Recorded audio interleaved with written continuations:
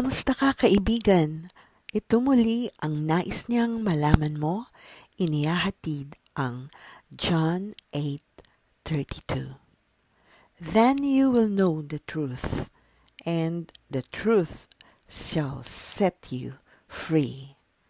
Opo, kaibigan, ang katotohanan ang siyang magpapalaya sa bawat isa sa atin, sa ating isip, sa ating puso at buong pagkatao.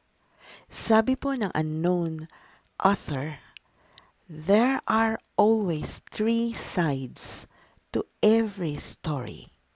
Your side, the other side, and the truth. Opo, ang bawat side ay maaring mapagtakpan ang katotohanan dahil sa kanya-kanyang katwiran. Ngunit, ang sabi ng salita ng Diyos, the truth will always prevail. Amen. Totoo po yun. Ang katotohanan ang siyang mananaig at siyang magpapalaya sa atin. At alam mo ba, kaibigan, ang katotohanan na nagmumula sa salita ng Diyos na tayong lahat ay pinalaya niya na sa lahat ng uri ng kahirapan, ng sakit, ng kaguluhan, ng kapahamakan, at higit sa lahat mula sa gapos ng kahirapan at pagdurusa dahil sa kasalanan. Dahil ibinigay ng Panginoon ang kanyang bugtong na anak upang tayo ay tubusin.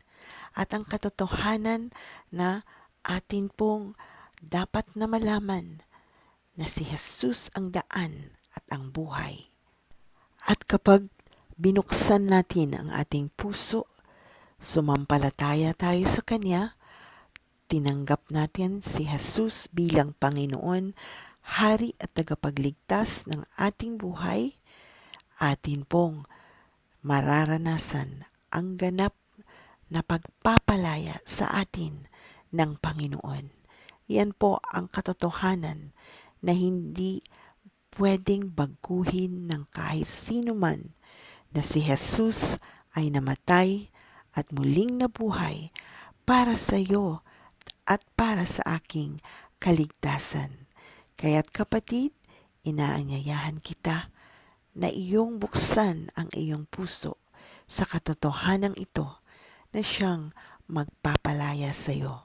Kung anuman ang iyong dinadalang kahirapan o kaguluhan, sakit man yan, ang Panginoon ay handa kang palayain.